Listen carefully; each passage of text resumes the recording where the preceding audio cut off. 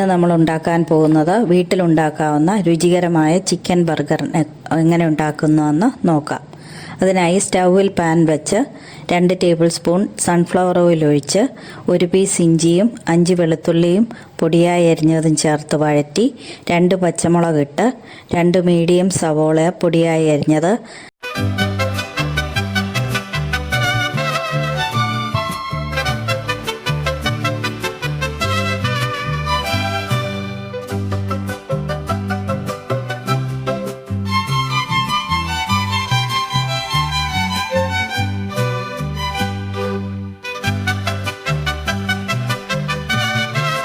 Teaspoon ഉപ്പിട്ട് നന്നായി വഴറ്റി 1 ക്യാരറ്റ് പൊടിയായി അരിഞ്ഞതും തക്കാളി അരിഞ്ഞതും ക്യാബേജ് പൊടിയായി അരിഞ്ഞതും 1/2 കപ്പ് ചേർത്ത് അടച്ചു വെച്ച് 3 മിനിറ്റ് വേവിക്കുക.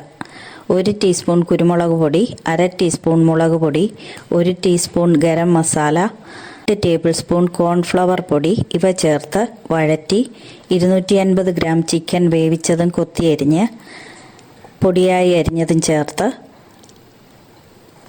യോജിപ്പിച്ച് കയ്യിൽ വെച്ച് പരത്തി മുട്ടയിൽ മുക്കി റൊട്ടിപ്പൊടിയിൽ മുക്കി പൊരിച്ചെടുക്കുക.